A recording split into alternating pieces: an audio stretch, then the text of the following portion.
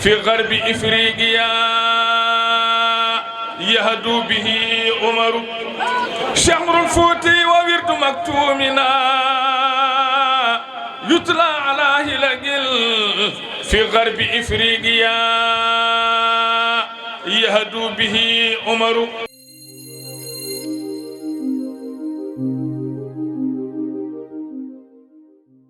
Je vais sans plus tarder passer la parole au deuxième représentant de notre panel, le docteur Ousmane Pam, qui va avoir pour modérateur le professeur Aboubakri Moussalam, digne continuateur de l'inégalable Cheikh Anta Diop, référence respectée et admirée de tous les égyptologues, grâce à la qualité, à la densité et à la pertinence de ses publications.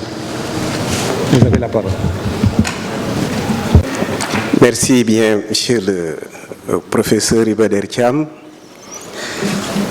Et je dirais merci, cher maître, puisque pour ceux qui ne le savent pas, le professeur Iba Der Thiam a été mon professeur au département d'histoire et à l'école normale supérieure quand il était à la tête de cette institution-là. Ensuite, je saluerai l'auditoire qui est présent dans cette salle, hommes et femmes. Ensuite, je me féliciterai du choix de ce thème qui met le savoir à l'honneur.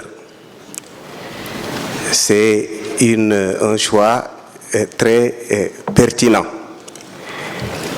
Mais je remercierai également les organisateurs pour l'honneur qui est fait à l'Université Cheikh Anta Diop de Dakar à travers nos modestes personnes.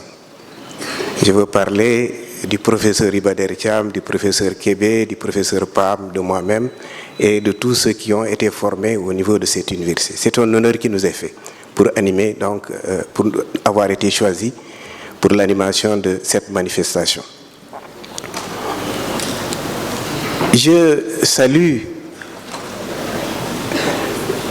Thierno Madani Tall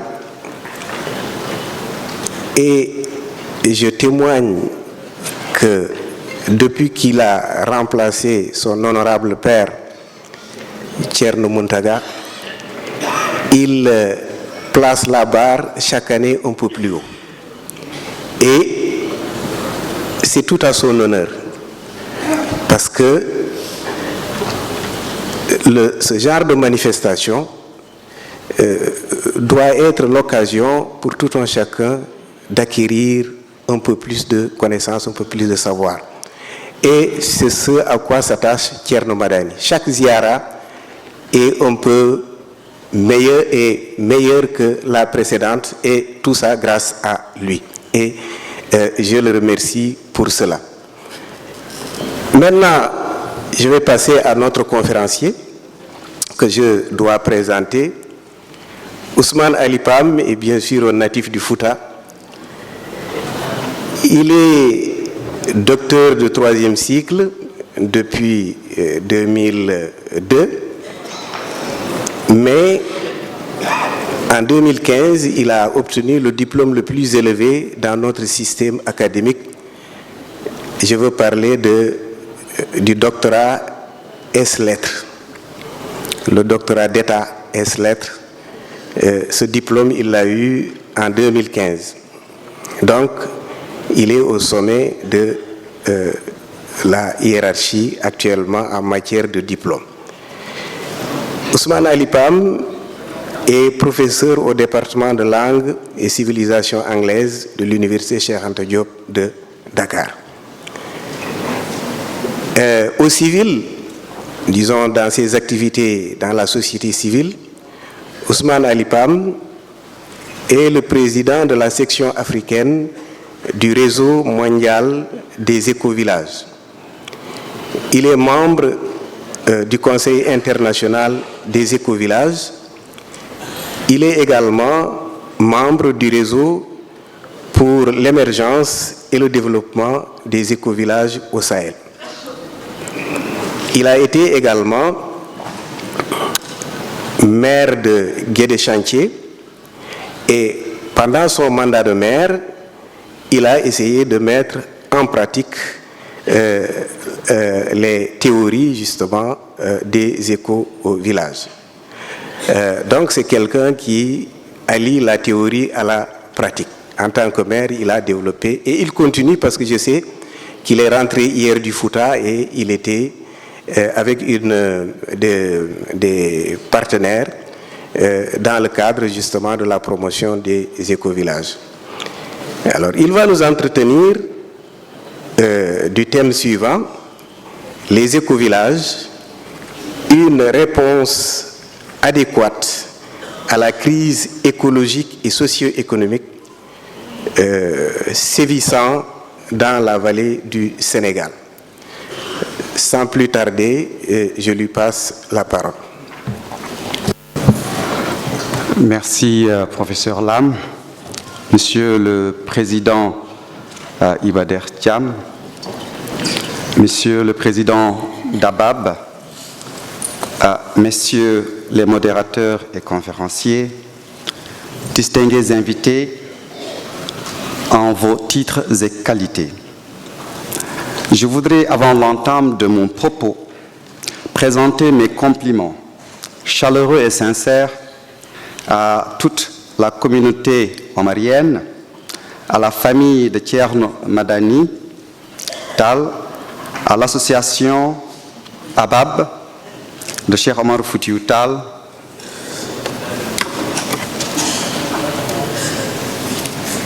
je vous présente mes compliments pour avoir eu cette initiative lumineuse d'organiser cette conférence internationale sur l'islam et les défis du monde contemporain. Cette conférence vient à son heure compte tenu du contexte international chargé de tensions et de guerre. Nous demeurons persuadés que cet événement fondateur très important contribuera à apporter des changements majeurs au Sénégal, en Afrique et dans le reste du monde. Il contribuera sans aucun doute à changer l'image que véhiculent les détracteurs de l'islam et permettra aussi la remobilisation des communautés autour de l'essentiel, c'est-à-dire autour du d'un développement juste et durable. Le réseau mondial des éco-villages, les réseaux interreligieux pour l'écologie et le climat, des associations religieuses établies en Asie comme AINEB, des ONG sénégalaises comme SOS Environnement et le REDES vous envoient par ma voix leurs hommages et expriment leur disponibilité à travailler avec l'association ABAB en vue de renforcer la résilience et le bien-être des communautés de la sous-région, notamment celle donc du Sénégal. Je voudrais aussi exprimer ma profonde gratitude à M. Mamoudou Dia pour le rôle essentiel qu'il joue pour rapprocher la BAB au Global Eco-Village Network. Cela ouvre de très belles perspectives de collaboration et de partenariat entre nos différentes structures. Je voudrais, avant d'aller plus loin, avec votre permission, Monsieur le Président, présenter un certain nombre de personnalités qui sont présentes ici dans la salle. Il s'agit donc de son Excellence l'ambassadeur Tim Clark,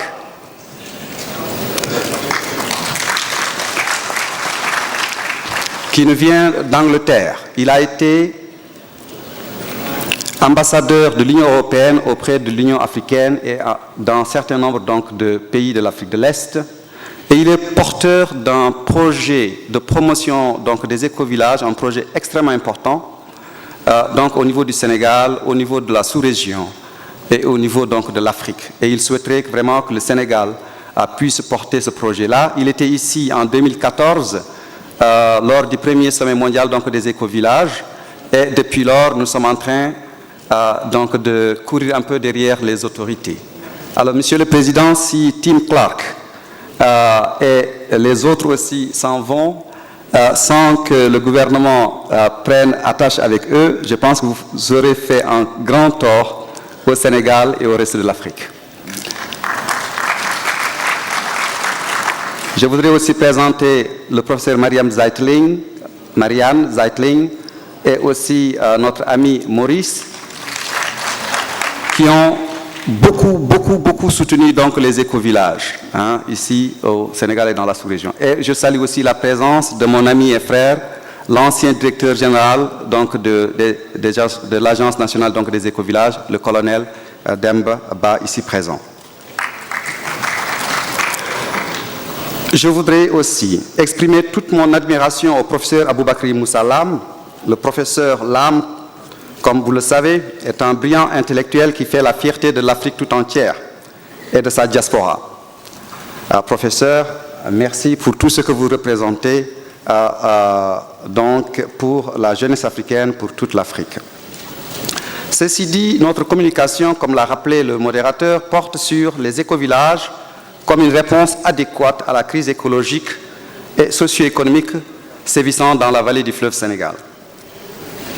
Comme la plupart d'entre vous le savent, ces 50 dernières années, les écosystèmes de la vallée du fleuve Sénégal ont subi les pires dégradations de toute l'histoire de la région. Ces transformations environnementales aux conséquences socio-économiques incalculables découlent à la fois des activités humaines et des facteurs naturels. Le paysage de la région est en effet passé en un demi-siècle d'une forêt luxuriante dans laquelle on pouvait trouver une diversité d'animaux sauvages à un espace presque lunaire, soumis parfois à des températures extrêmes, où la faune et la flore sont presque inexistants. Le couvert végétal dense d'antan n'existe plus que dans le souvenir de certains anciens. Et en réalité, l'homme a beaucoup fluvial.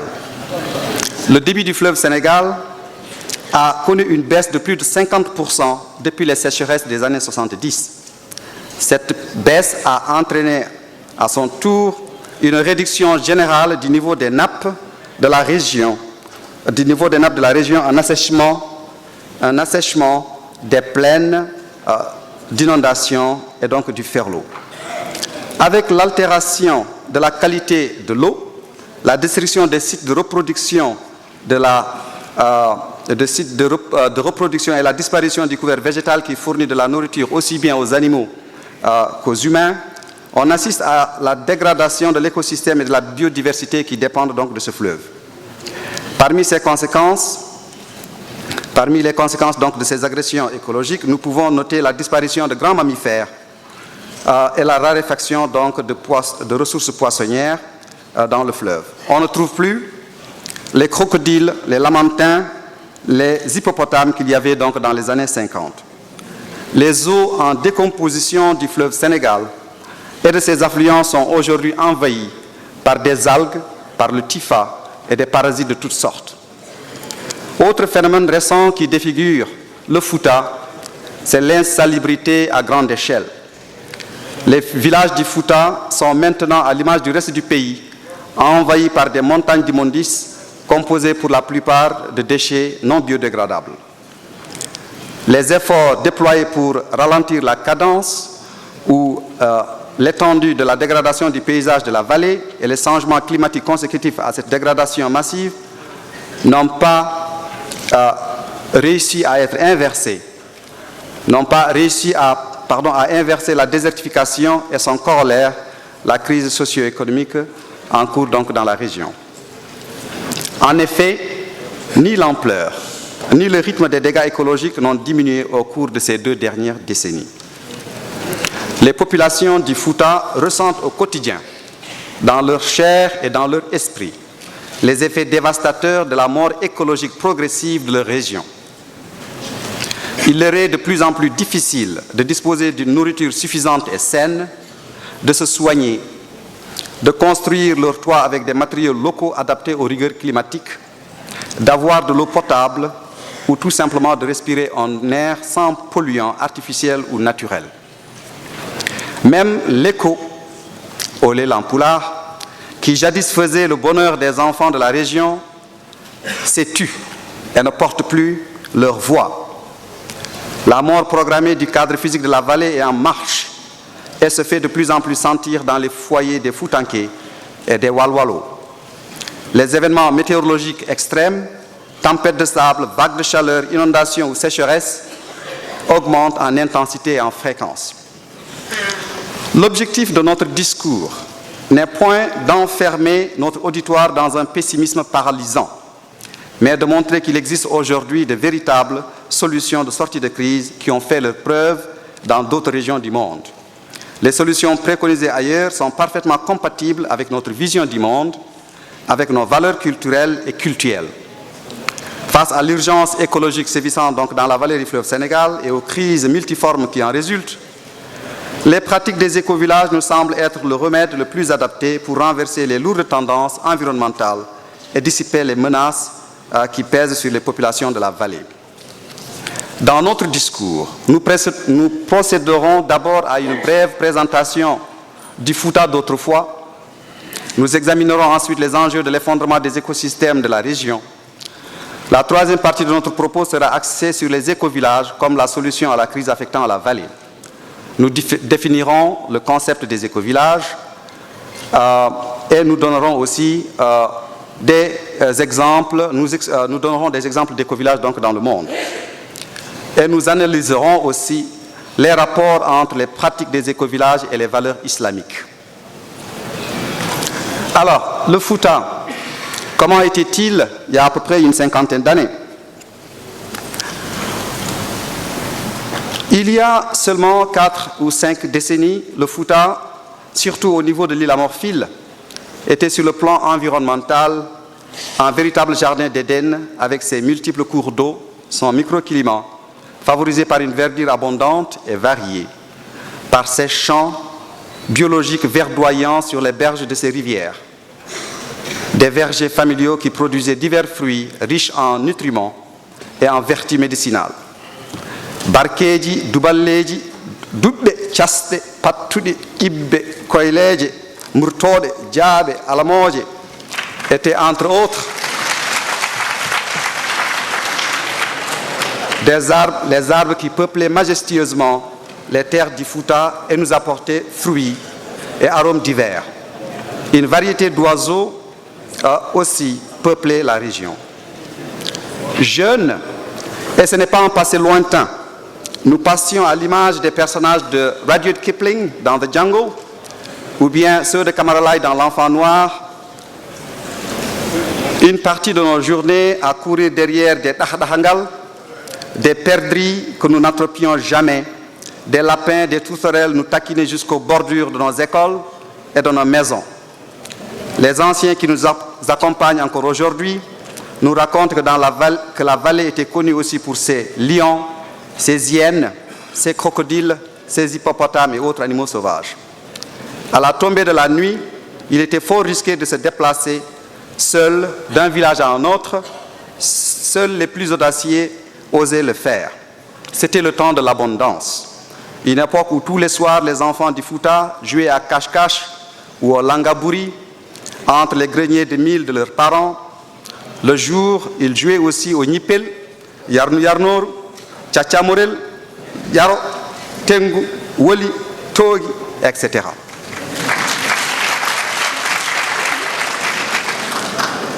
Ils pratiquaient toutes sortes de jeux qui renforçaient de façon systématique leurs compétences physiques et intellectuelles, tout en cultivant en eux les valeurs de courage, de générosité, de respect et de discipline. C'était aussi le temps où tous les soirs nos grands-parents nous amusaient et nous éduquaient en nous contant les histoires de Dembaï Bodjel, de Kaombarodi, de Kaonio, de Hamadi Mann et de celles de bien d'autres. Ils aiguisaient notre sens de l'observation avec des devinettes et nous récompensaient en nous offrant des villages et des villes du monde. Les plus doués se taillaient aussi des royaumes et régnaient ainsi sur le monde. Nous complétions nos humanités par le truchement de cérémonies rituelles initiatiques et aussi dans le Dingiral, espace public où se tissaient des relations de respect, de solidarité au sein des classes d'âge et entre elles.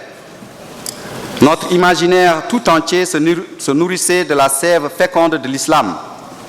L'apprentissage du Coran et des enseignements du prophète rythmaient en effet le quotidien des Foutanké. Le Fouta Leydi Waliabe, qui a embrassé l'islam depuis le 10e, 11e siècle, regorgeait de centres académiques qui formaient des érudits dans tous les domaines. Le Fouta Leydi Waliabe était un foyer ardent où foisonnaient des centres académiques prestigieux qui ont donné au monde de grands saints comme les vénérés Cheikh Omar Foutiyou Tall, Cheikh Ahmadou Bamba, El Hadj Malick Sy, pour ne citer que cela. Nos ancêtres avaient compris que l'homme était une partie intégrante de la nature et ils veillaient scrupuleusement à la bonne santé de leur environnement. Ils faisaient des sacrifices avant de couper un arbre ou avant d'aller à la chasse. Ayant conscience que l'arbre était l'habitat d'êtres invisibles et visibles, que l'arbre était un médicament connu ou inconnu, lekki wala garab, le déracinement des arbres était exceptionnel et suivait des protocoles rituels bien rigoureux et précis. Il était par ailleurs interdit aux enfants de déraciner de petites pousses sous peine d'avoir des maux de tête. Les mêmes règles et précautions encadraient la pratique de la chasse. Seuls les connaisseurs avaient le droit de s'adonner à cette activité. Les aventuriers profanes qui se risquaient à déraciner des arbres, à chasser, pouvaient sombrer donc dans la folie. Les totems garantissaient une protection mutuelle entre les humains et les animaux. Dans l'univers mental du Foutanké, l'énergie vitale est un continuum ininterrompu et complexe entre un monde invisible et un monde visible. Les forces cosmiques sont interconnectées et interdépendantes. Les sciences modernes sont arrivées au même constat. Sur le plan socio-économique, les Foutanké avaient un système solidaire et inclusif fondé sur le troc, l'interdépendance et la coopération. Chaque catégorie sociale avait une place lui assurant respect et admiration. Les éleveurs nomades échangeaient leurs produits laitiers avec les produits agricoles des cultivateurs.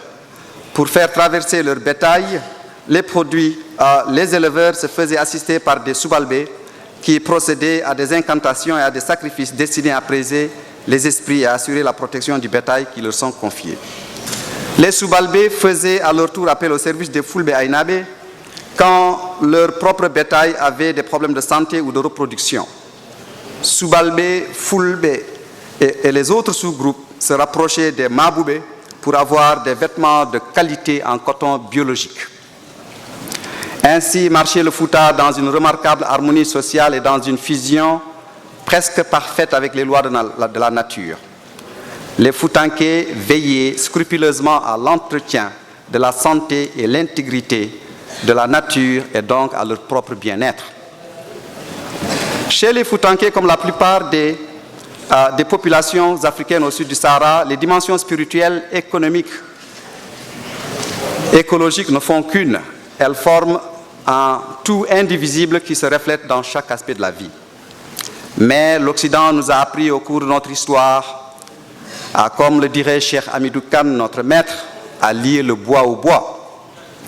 Il nous a apporté sa science, sa vision du monde et nous a infectés avec son obsession de dominer la nature, de surexploiter les ressources naturelles, de fonder des économies fondées sur l'accumulation, la cupidité et la surconsommation.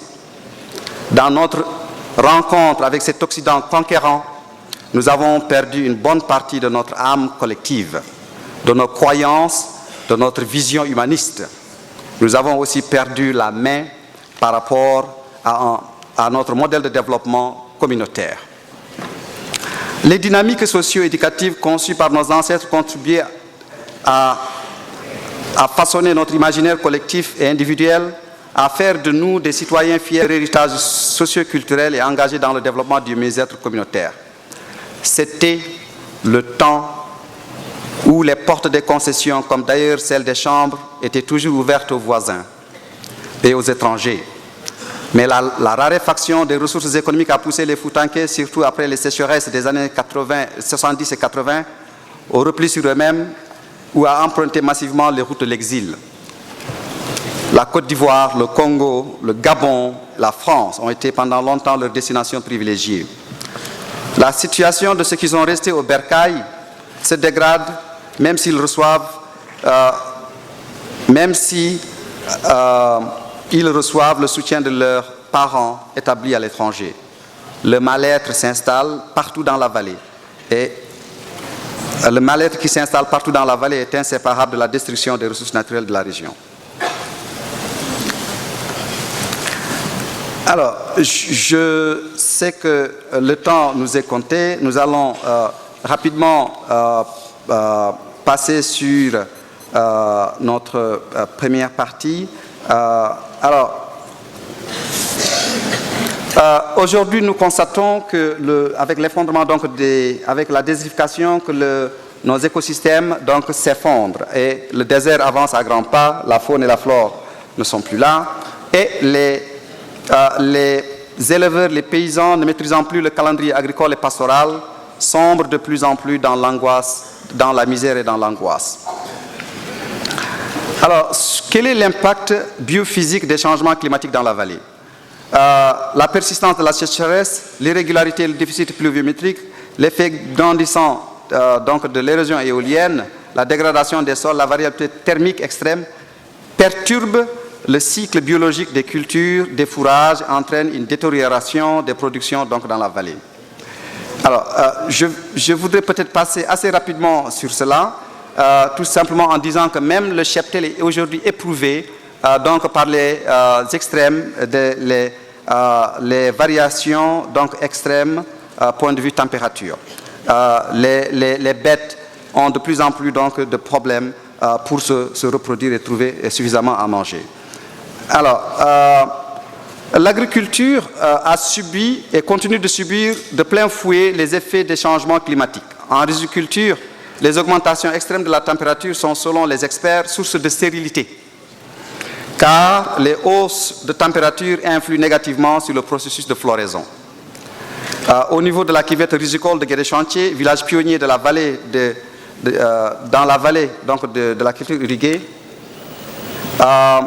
les rendements s'affaiblissent d'année en année à cause de l'épuisement des sols, à force de pratiquer la monoculture du riz, à cause du manque de maîtrise du calendrier agricole et des déficits de moyens matériels et humains. Aujourd'hui, quand vous allez à Guédé, qui est peut-être le centre le plus ancien à pratiquer la riziculture, mais la terre de Guédé, elle est complètement morte.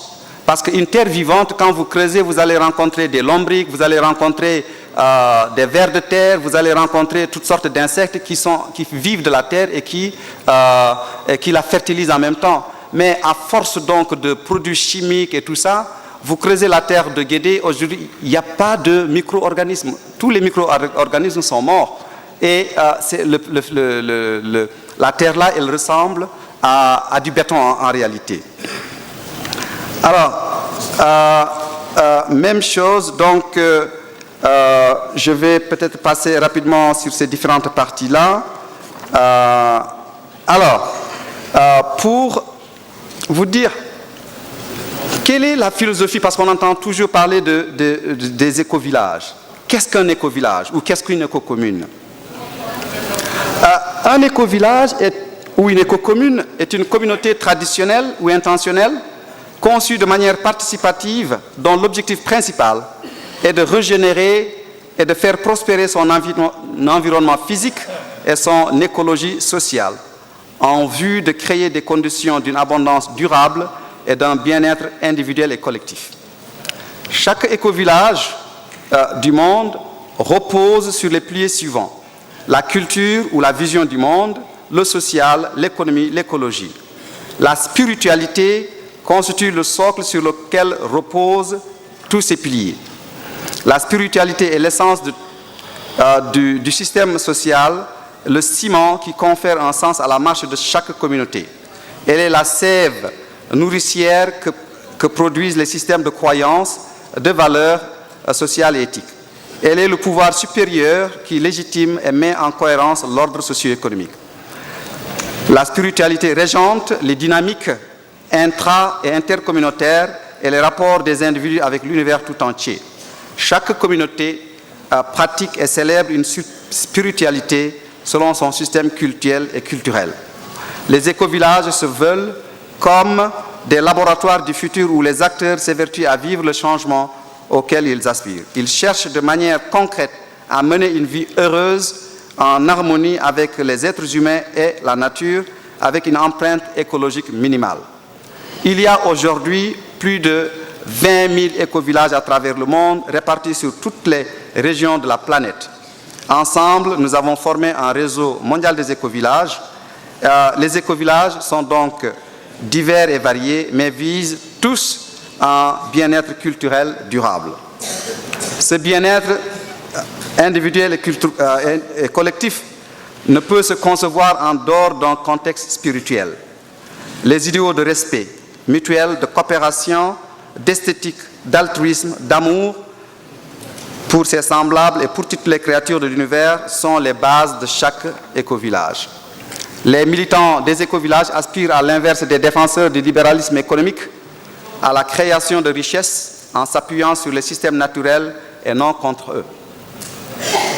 Ils s'évertuent au quotidien à régénérer les écosystèmes endommagés, à restaurer les communautés humaines brisées, à réinventer des mécanismes de décision donc participatifs et inclusifs, à faire renaître un système d'optimisme et en général à revitaliser la vie sur la Terre pour notre génération, pour nos générations comme pour celles qui vont venir.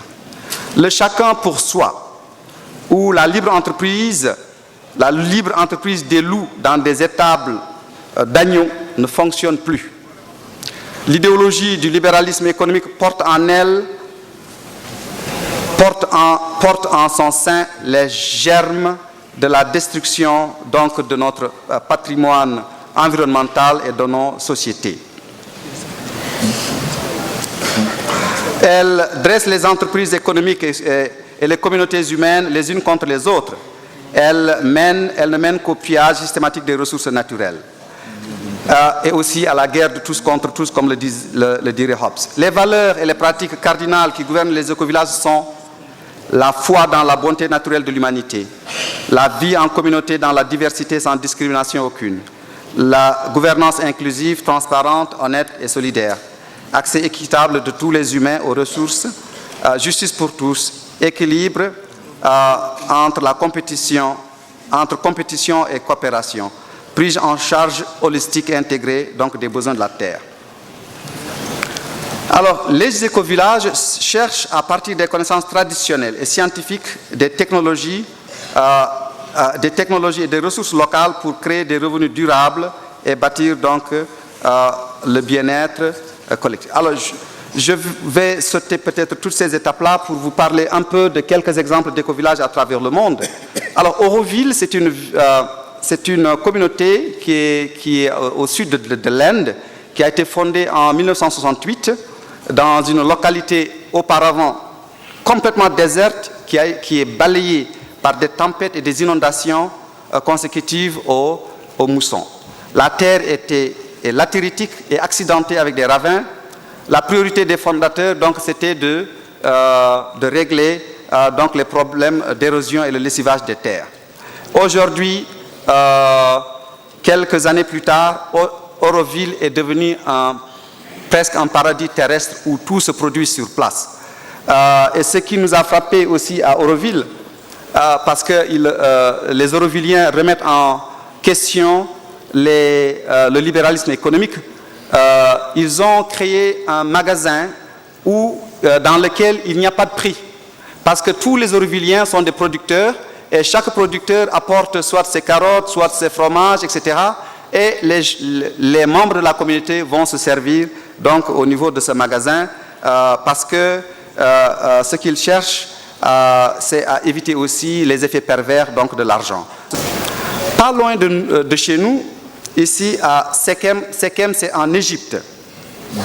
C'est une communauté qui a été créée en 1977 avec l'initiative donc et la volonté donc du docteur Ibrahim Aboulachi, qui est un médecin. Il a travaillé donc beaucoup en Europe et à son retour, il a demandé 70 hectares de désert.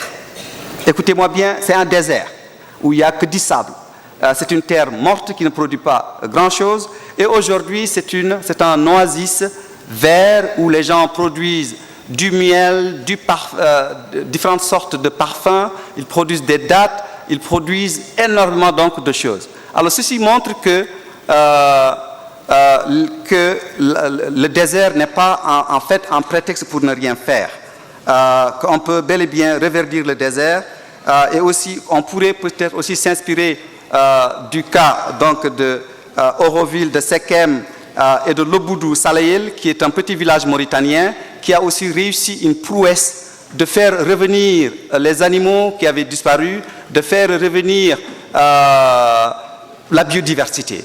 Tout ce qu'ils ont fait, ils ont clôturé un espace donc de 18 hectares et la nature a fait le reste.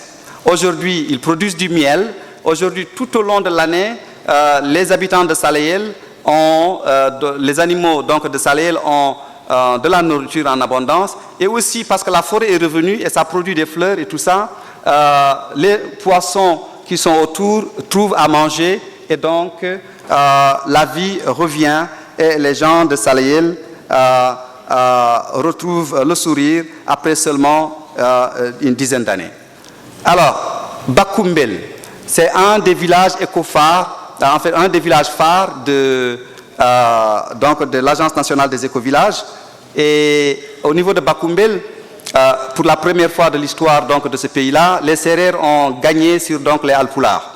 Parce qu'ils ont mis en place, ils sont en train de gagner le pari donc, de la sécurité alimentaire. Leur village est alimenté en énergie solaire.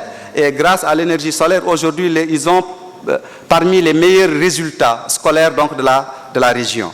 Et toutes ces entreprises et chaque famille dispose d'un verger.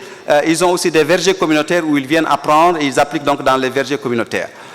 Ils produisent suffisamment, ils ont donc du biogaz et ces structures-là sont gérées par les jeunes donc, de la localité.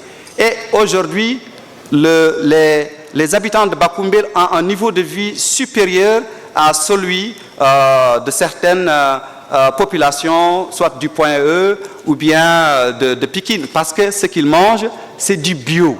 Il n'y a pas de produits toxiques là-dedans. Hein, et nous remercions bien sûr l'Agence nationale donc, des écovillages qui a beaucoup soutenu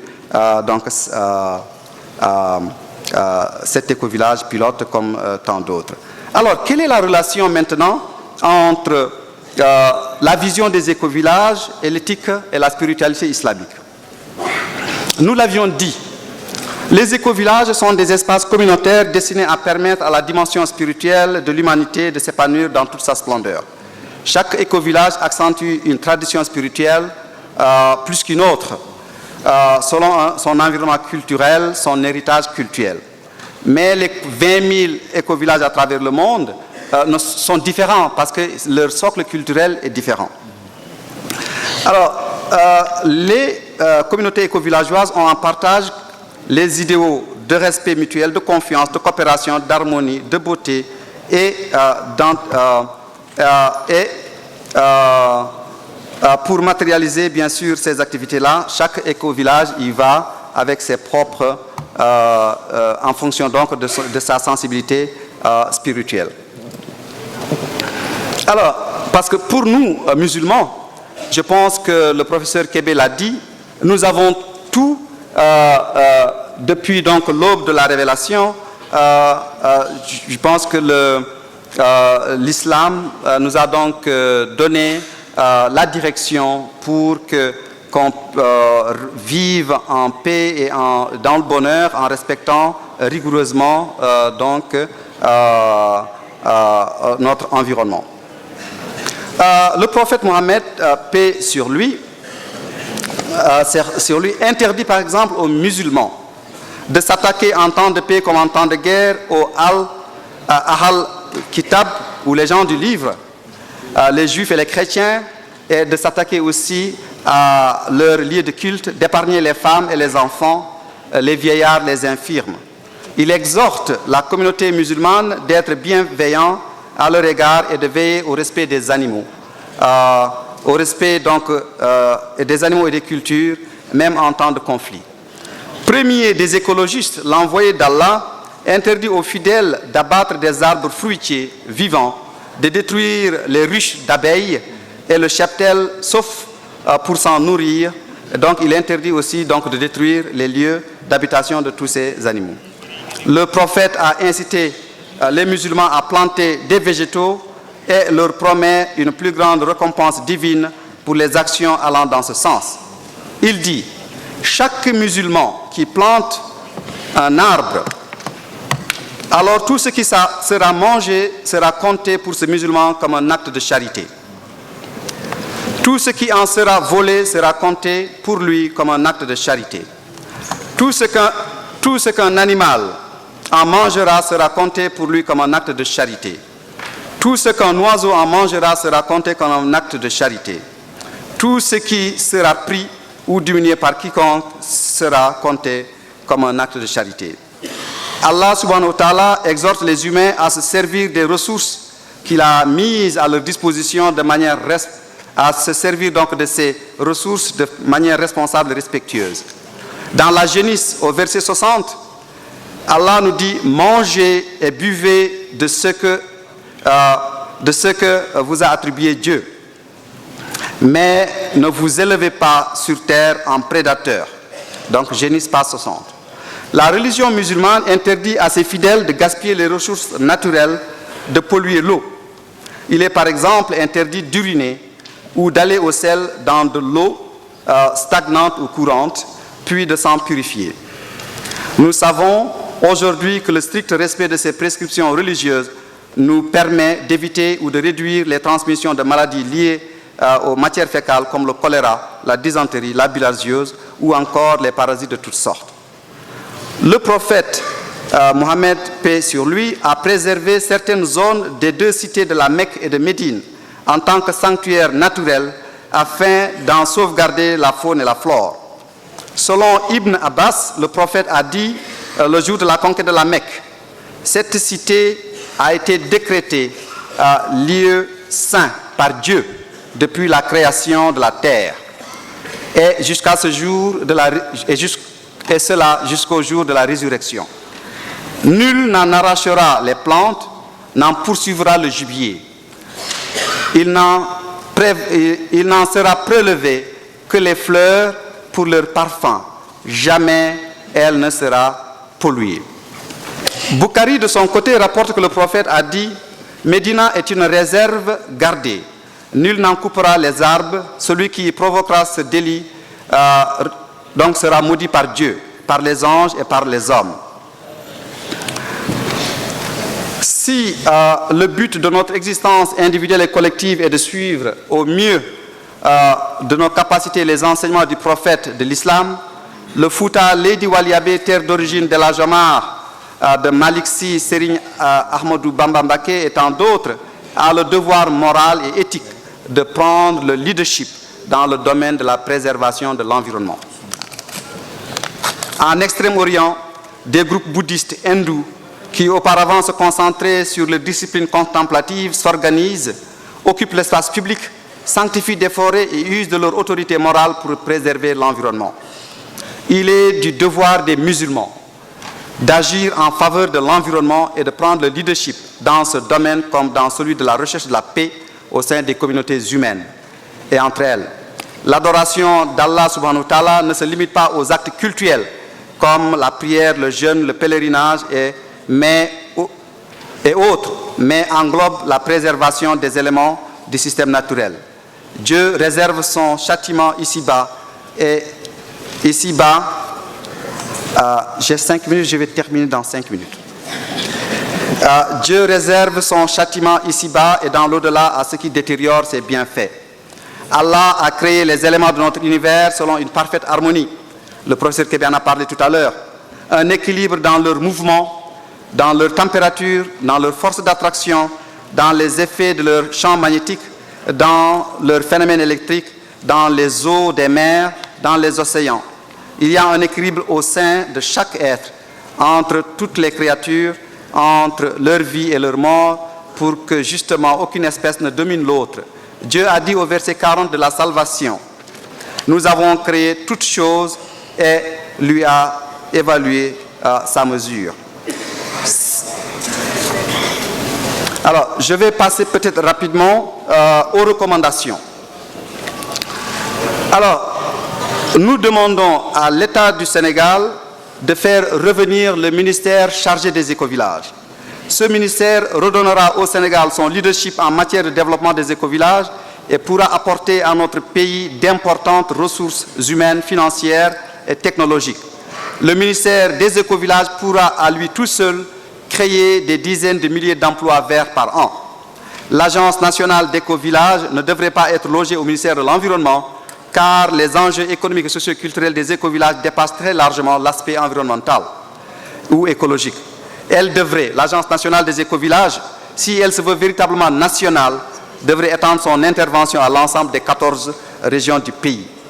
Il convient de créer des agences régionales et départementales chargées d'encadrer et de propulser les initiatives des écovillages pour créer des emplois verts.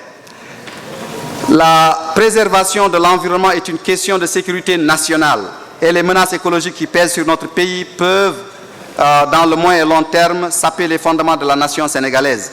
C'est pourquoi il convient d'impliquer les forces militaires, les paramilitaires, les étudiants, les jeunesses du Sénégal dans la lutte contre la désertification. Avec le réseau mondial des écovillages, il y a des possibilités de jumelage, de transfert de technologie, d'expertise, de formation, de financement de projets communautaires. Il existe des bataillons de volontaires, d'experts dans tous les domaines, prêts à offrir leurs services aux communautés rurales de notre pays. L'État du Sénégal devrait être plus attentif aux opportunités qu'offrent les réseaux comme le Global Eco-Village Network, Gaia Education, Slow Food, etc. Nous demandons à l'État du Sénégal aussi d'offrir un siège à Gênes. Les autorités religieuses et coutumières ont le devoir d'intégrer et de propulser les réseaux nationaux et internationaux des écovillages et d'autres structures comme le Parlement des religions, les réseaux interreligieux donc pour le climat et l'écologie. Partout où se forge le destin de l'humanité, nos guides religieux ont le devoir moral de participer activement aux concertations et aux processus décisionnels. Alors, il y a encore d'autres et d'autres recommandations, nous les remettrons donc au président, mais nous voulons tout simplement dire, si la santé de l'environnement est chancelante, la nôtre se fragilise. Si l'environnement agonise, nous mourrons avant elle. La nature est le pilier de la vie, la foi est l'essence de la vie. Il n'y a ni avenir pour l'espèce humaine en dehors de notre planète, en dehors des systèmes vivants de notre biosphère. Notre univers est un réseau dense d'écosystèmes et nous avons le devoir donc de préserver notre environnement comme nous le recommande très fortement donc l'islam. La plus grande pauvreté, mesdames et messieurs, c'est la pauvreté de l'esprit. L'humanité crée et réinvente sans cesse le monde à partir d'idées, de rêves et d'aspirations. Sans rêve, sans spiritualité transformatrice de nos conditions de vie, sans idéal, sans projet de société plus juste et équitable, les humains se laisseront gouverner par la cupidité et l'irrationnel. Je vous remercie, mesdames et messieurs, donc, de votre aimable attention.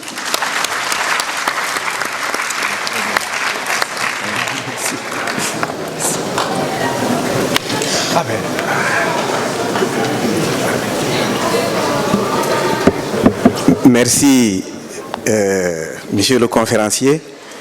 Donc, très rapidement, je vais apprécier votre texte. Mais avant cela, Thierno Madani, le serviteur de la communauté omarienne, m'a demandé de dire que la communauté omarienne est de la nation.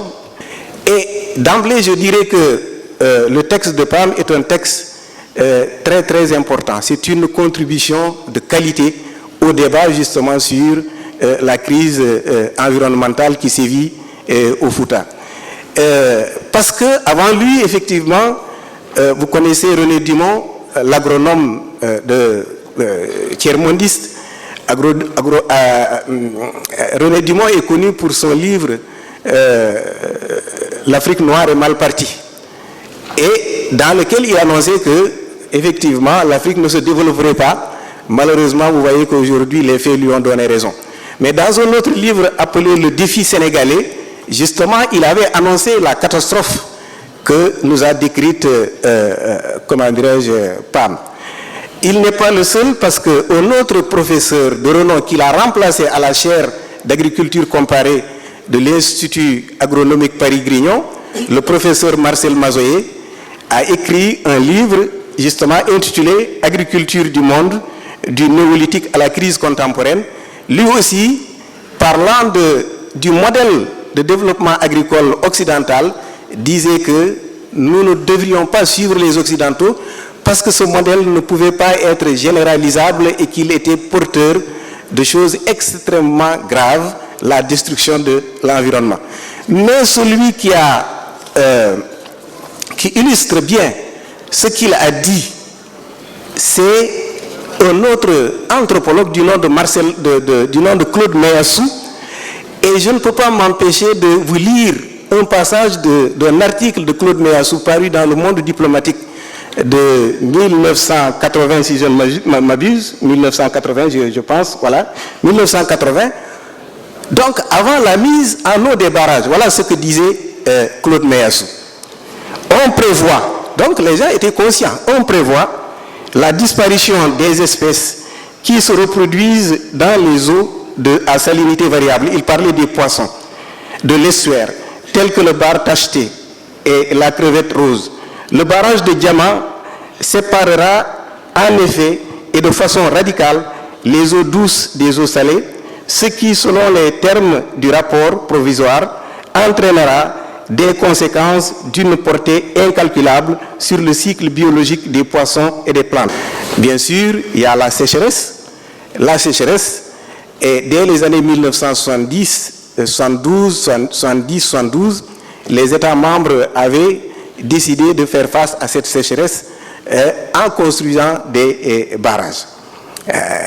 Donc, pour faire face à la sécheresse, on décide de construire les barrages, mais nous allons nous rendre compte que justement ces barrages qui étaient prévus pour atténuer les effets de la sécheresse vont finalement aggraver cette sécheresse-là, puisque les plans d'eau avec les barrages vont diminuer, la nappe phréatique ne se renouvelle plus, donc finalement ces barrages qui étaient censés atténuer la sécheresse, eh bien, vont l'aggraver et cela est évident parce qu'aujourd'hui, vous voyez que il n'y a plus de mares, il n'y a plus d'arbres, il n'y a plus de flore et donc ces barrages ont eu effectivement un effet inverse à celui qui était attendu.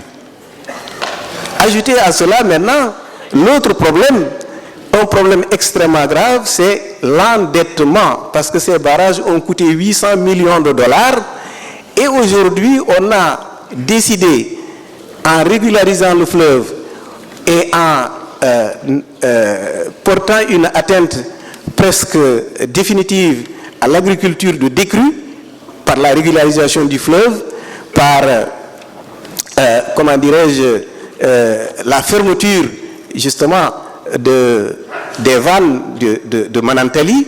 On empêche la crue qui aurait dû venir dans la vallée, on la bloque, mais tous ces éléments, en plus de tous ces éléments, aujourd'hui, on a des barrages qu'il faut rembourser.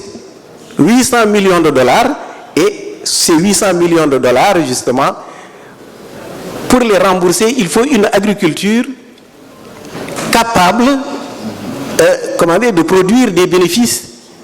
Et aujourd'hui, on se rend compte que seule l'agriculture capitaliste, l'agrobusiness, peut répondre à ce critère-là. Résultat, vous voyez, nous nous retrouvons avec des barrages qui détruisent notre écosystème, mais qui, en plus, transforment l'homme en facteur de production au service du capital. Comme on dirait en pulaar, Touba Lepi, Beso Mayani. C'est extrêmement grave. Voilà où nous en sommes. Touba Lepi, Beso Mayani. Maintenant, les éco-villages, c'est vrai, c'est une solution. L'islam, effectivement, nous enseigne comment on préserve l'environnement. Notre culture également nous a enseigné comment on préserve l'environnement. Alors, comment se fait-il que le Fouta qui est musulman à pratiquement 100% ne puisse pas préserver son environnement? La réponse, c'est que des choses ont changé. Parce que si musulman qu'il soit, eh bien le Foutanké n'a plus la liberté d'appliquer son islam comme il l'entend. Parce que les choix économiques ne sont pas ceux du Foutanké. La religion est là, elle lui enseigne le respect de l'environnement, mais il ne peut pas le faire parce qu'il est dans un système néo-capitaliste qui l'oblige à agir autrement. Il y a également un autre problème qui s'oppose un peu à ce que préconise PAM. PAM nous dit qu'il faut des écovillages, qu'il faut une agriculture plus respectueuse de l'environnement. Très bien, il a parfaitement raison. Mais il y a des difficultés. Parce que tant que le choix économique s'oppose justement à l'enseignement de l'islam, et que c'est le choix économique qui l'emporte justement sur l'enseignement de l'islam, on ne peut pas faire cela. Ajoutez qu'il y a également des choses qu'on ne dit pas. Parce que le fait de régulariser le débit du fleuve cache un objectif. L'objectif, c'est que en régularisant le débit du fleuve, en refusant de faire des lâchures pour que les gens puissent faire l'agriculture décrue, on pousse petit à petit les paysans à abandonner leurs terres pour que l'agro-business puisse s'installer. Mais ça, on ne le dira jamais aux gens. Mais qu'est-ce qu'on constate aujourd'hui? C'est ce que nous constatons. Qu'avec l'absence de la crue, les populations sont obligées de se séparer de leurs terres. Donc, il faut pour qu'on puisse revenir à une agriculture respectueuse de l'écosystème, il faut que le barrage soit géré autrement, qu'on fasse des lâchures, parce que l'environnement est en train de mourir et on peut le sauver en faisant des lâchures. Mais les gens refusent de le faire tout simplement parce qu'ils se disent s'ils font des lâchures, les gens vont retrouver leur champ et on ne pourra pas y mettre la main. Il y a ce problème-là. Et il y a effectivement que l'option fondamentale, le Premier ministre l'a dit tout à l'heure, malheureusement si le capitalisme triomphant est dominant, vous ne pouvez plus faire une agriculture respectueuse, de l'environnement. Mais parce qu'on vous dira que ce n'est pas rentable et que pour faire des profits, il faut mettre beaucoup d'engrais, beaucoup de pesticides. Voilà pourquoi, cher ami, la solution que tu préconises, pour qu'on puisse l'appliquer, il faut changer de paradigme. Il faut que nos États se rendent compte que nous sommes en train de détruire notre environnement et que cela n'a aucun sens puisque l'agriculture traditionnelle là, que nous avons abandonnée, une équipe américaine a démontré que cette agriculture était plus performante et plus respectueuse de l'environnement que l'agriculture que nous pratiquons actuellement. Mais dans ces conditions-là, pourquoi nous attacher à ce type d'agriculture? C'est le capitalisme. Il faut qu'on ait ce courage-là et ça demande une volonté politique. Et la question qu'on pourrait poser, c'est celle-ci. Est-ce que notre gouvernement ou nos gouvernements sont prêts à adopter cette volonté politique qui va nous amener à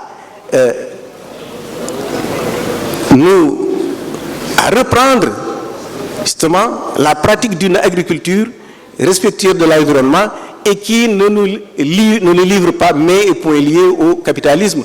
Parce que ce qui arrive aujourd'hui au Fouta, c'est que les paysans, ils deviennent des ouvriers agricoles ou bien ils s'exilent dans les capitales, mais qu'on leur donne des moyens qui leur permettent de revenir à leur agriculture traditionnelle, mais avec des moyens modernes.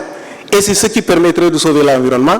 Autrement, ça s'aggravera parce que si on privilégie l'agro-business comme la CSS est en train de le faire, on a vu les résultats que ça a donné, mais malheureusement, c'est l'option qui semble être prise parce qu'on parle d'agro-business. Et si c'est cette option-là qui est prise, mon Dieu, notre environnement continuera de se dégrader et sans que pour autant, sur le plan économique, nous autres natifs du Fouta, on puisse y trouver notre compte. Voilà, Monsieur le Président, je vous remercie.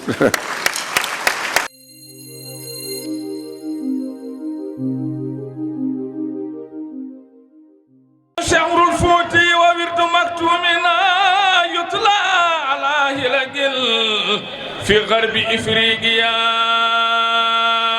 يهدو به عمر شمر الفوتي وورد مكتومنا يتلى على هلقل في غرب إفريقيا يهدو به عمر